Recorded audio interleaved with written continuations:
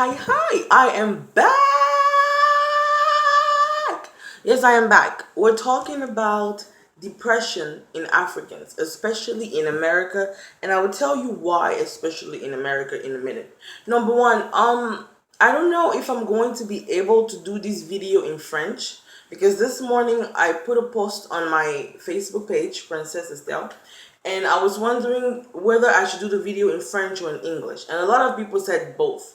But honestly, this video is very emotional for me. Like, I don't get nervous before I turn on the camera, but before I turned on the camera for this video, I had to drink like some water and take a deep breath because this is about depression, and I don't write down stuff. I just have stuff from my heart, my head and my heart.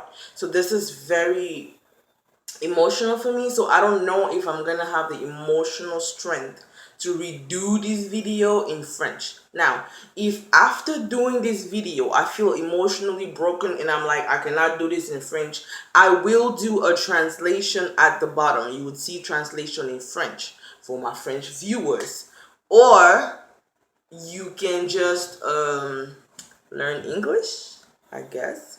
Okay, so depression in Africans. I have 5 reasons that I can relate to how and why I think that I got depressed in America to where I almost committed suicide, right? The first reason is that there's no time for family in America.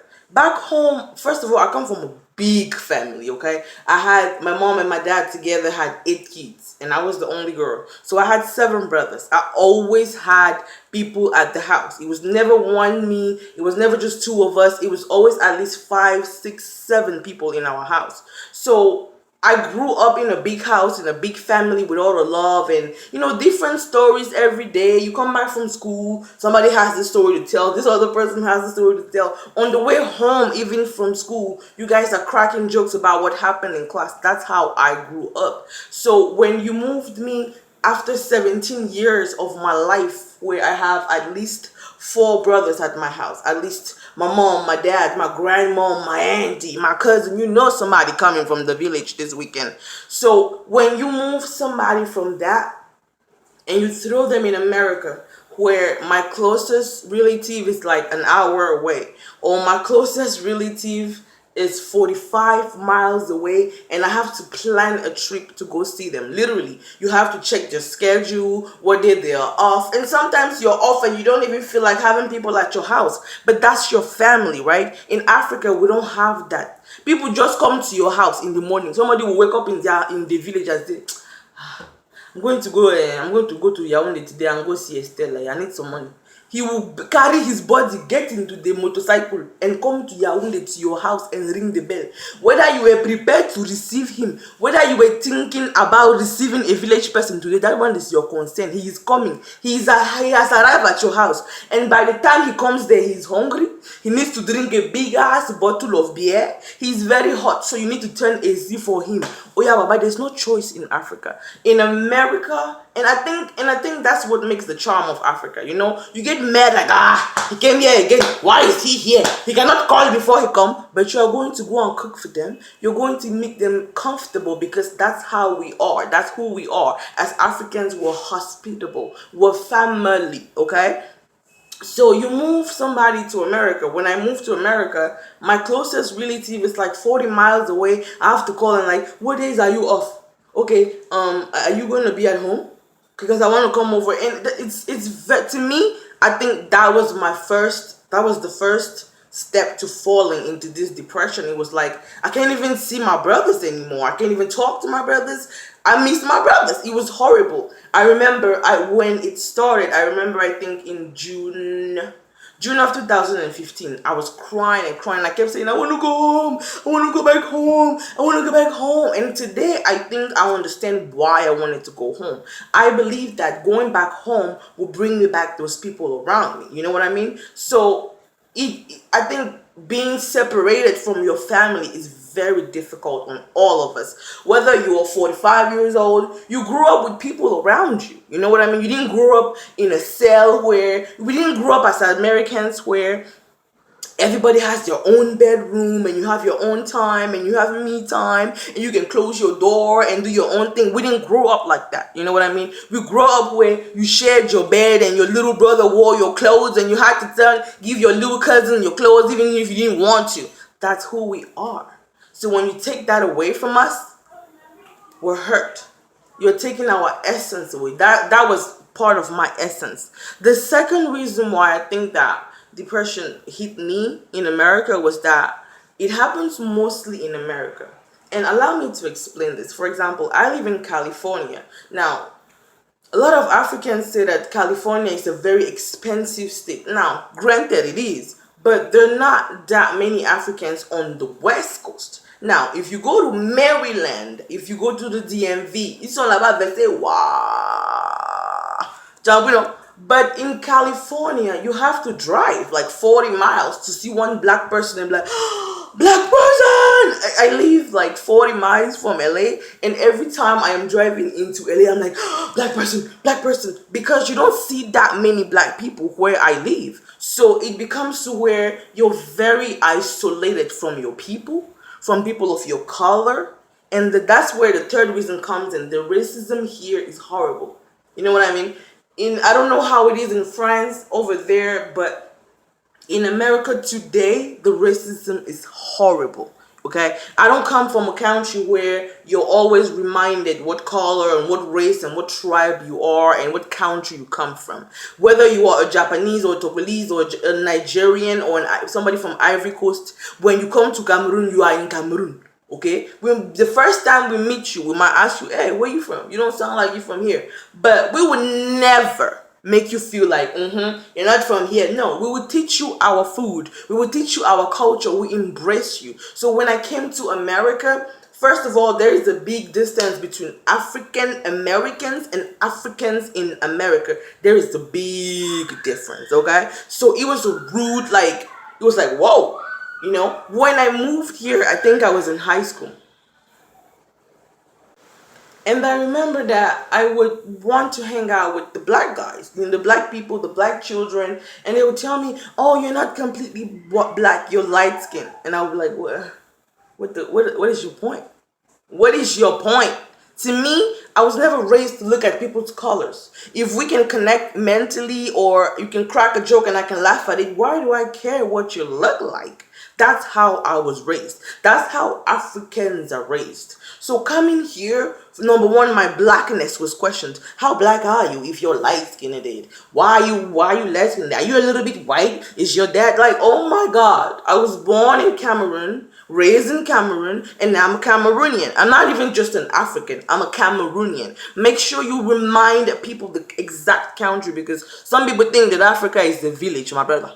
This is what the people believe. So you need to make sure you educate them about that.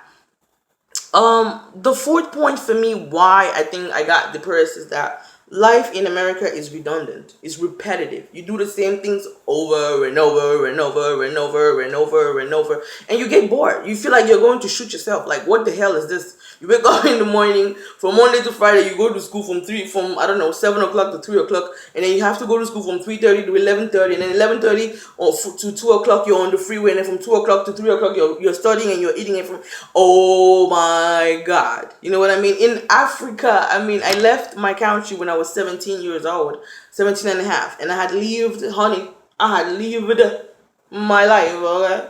You wake up in the morning and you decide that you want to go to Douala. My brother, you just go, tu passes Malamvora, tu prends le taxi, papa, tu arrives là, au machin, on appelle ça quoi, Ngusso.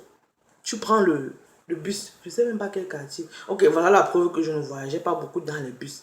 Eh, ma chance. Anyways, so you just get on the bus and you go to Douala, and it's like 2,000 francs. And you can spend your day in Douala doing all the tourism and visiting people, and then by 5 p.m. you're on the bus again back to Yaoundé. You can leave. You have a life. Even people who have jobs, who go to work Monday to Friday, who work in offices in Africa, they have a life. They come home from work. On Saturday, they can have a party, travel to the village, come back, change your mind, see nature, go to a funeral and come back, have a whole different life before you come back to work on Monday. That doesn't exist in America. In America, you're in a wheel.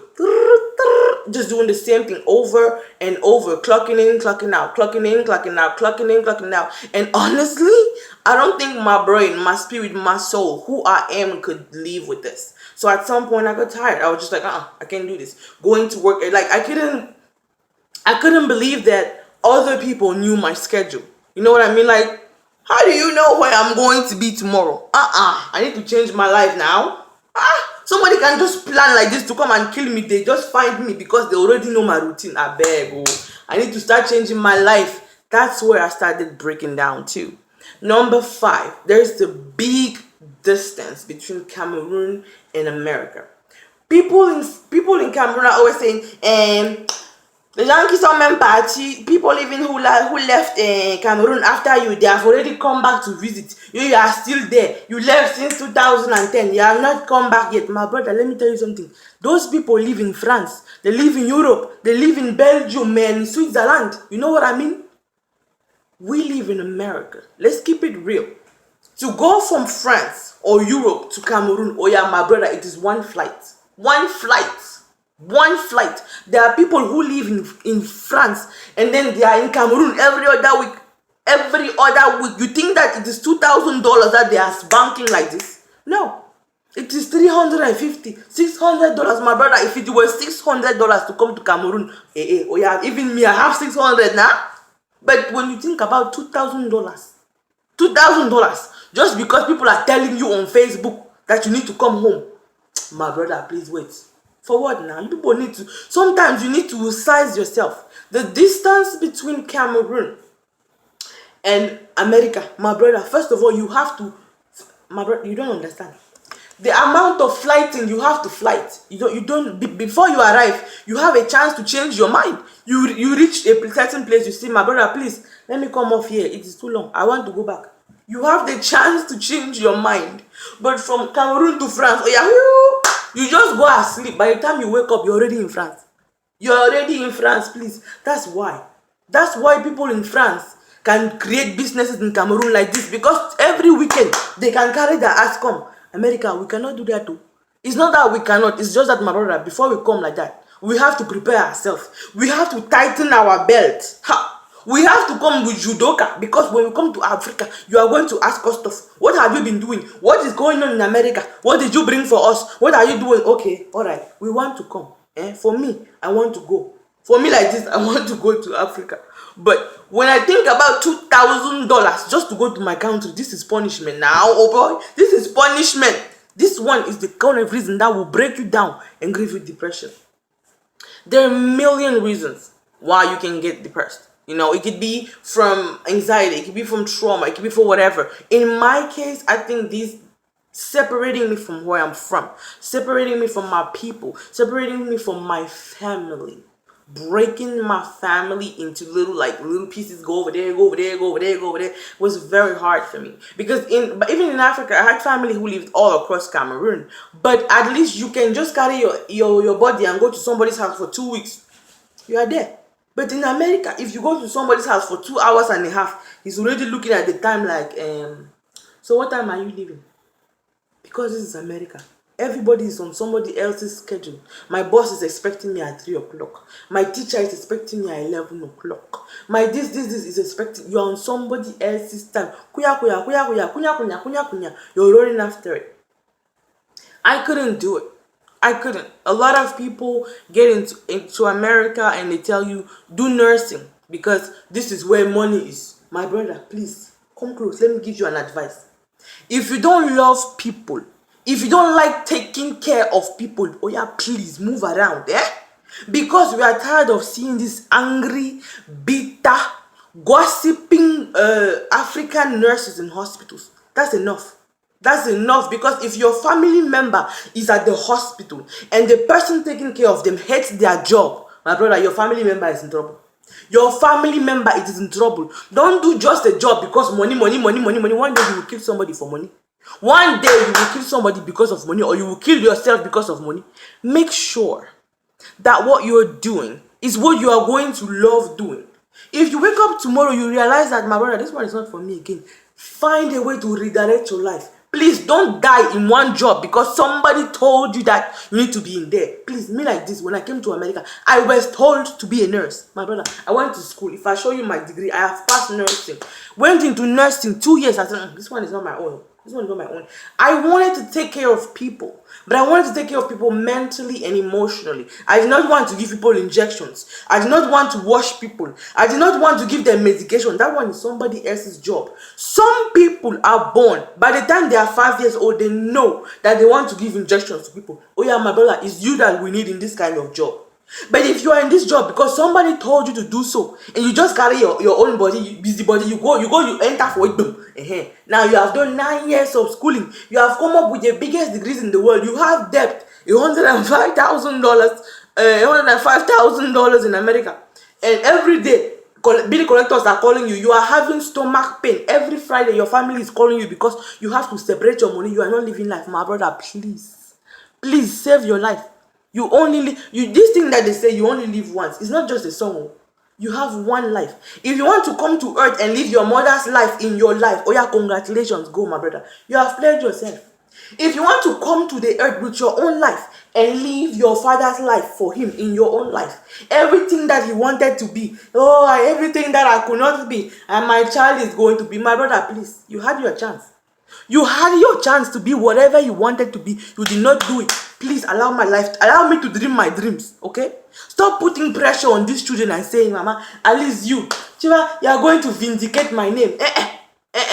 Vindicate your own name. Vindicate your own name. Live your own life. Please, make sure you're not living somebody's life. Make sure you are not wearing somebody's shoes, because when you start having food problems, people don't come and help. People just continue to walk. They don't stop. People don't stop their life for other people, especially in America. Whether you want to accept it or not, whether you want to say, okay, I have depression or not, it's very difficult to talk about depression, period, when you're African. Because as an African, if you tell somebody you have depression, he's like, what do you mean? What is that? Please don't bring this white people stuff. Just because you cannot see somebody's pain does not mean that their pain is not real. Just because somebody else cannot understand your pain does not mean that your pain is not real. Just because your family, your mother, your father, your brother, your sister, your people do not acknowledge your pain does not mean you are not in pain. If you are in pain, it is your responsibility to take care of yourself. If you are an adult, by the time you are 15 and 16, my brother, your mother is not coming to give you painkillers anymore. You need to start looking for your own painkillers, right? If you have a cold, and you're 25 years old, you don't call your mom or your dad or people around and ask what to do. You find a way to heal your cold, right? Exactly. If you have depression, anxiety, bipolar, whatever it is that is mentally affecting you, just because people cannot see fever. Can you see fever? You cannot see fever. You have to touch it to feel it. Exactly. You have to feel somebody's pain to feel their depression. You cannot just cancel people's feelings. Somebody cannot come and tell you, my sister has depression. I beg, come out there. What is depression? Please, just get out of it. Just get up. Just snap out of it, please. Stop talking to people like that. Stop talking to people like that. And let me tell you people something. Not everybody that you explain your pain to is going to even understand enough to help you through it. Not everybody you want to sit down and tell your pain just because they seem like they want to listen. They might not know what to say. They might not even want to say anything. They might not even care.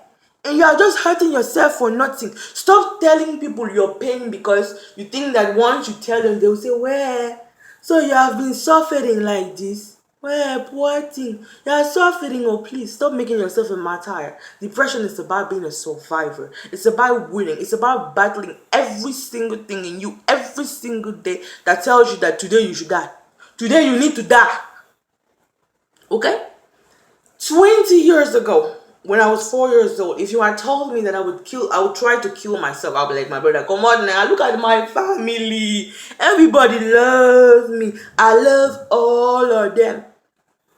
20 years down the road, today, I still have days where I'm like, I feel like I'm going to kill myself. I feel like I'm going to kill myself. And it's not funny.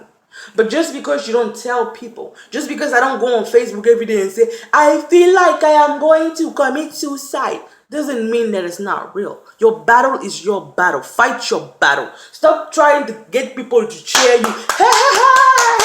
No, no, no. Fight your battle. It's yours to fight. It's yours to fight. If you're a Christian, or if you grew up in a Christian home, you were taught that God will never give you a burden heavier than you can carry. And honey, let me tell you something. A year and a half after trying to kill myself, I believe it. I absolutely believe that there's nothing that you're going through today that you cannot handle. You're panicking, you're losing your mind. The people around you are not making it better, but I promise you, you can do this. Find the help that you need if you do need help, okay? Stop looking for confirmation that you need help. You yourself, you know yourself. You know yourself. If you feel like you need help, my brother, just go and find help. What is the wahala? What do you people have with looking for affirmations? Hey, he's sick. Where? Let us pray for him. My brother, pray for yourself. Pray for yourself. A prayer is conversation between you and God. Why do you always want to involve everybody for your wahala? You have 2 hands and 2 legs, and if you cannot survive this life, God would have not let you live till today. If you are still alive, honey, you still have a fight in you, and you better fight your best fight. Depression is not funny. And just because you're African doesn't make you immune to anything. You're strong, you bleed, you hurt, you're in pain, and you die like everybody. The things that we go through in Africa, low-key, are messed up, okay?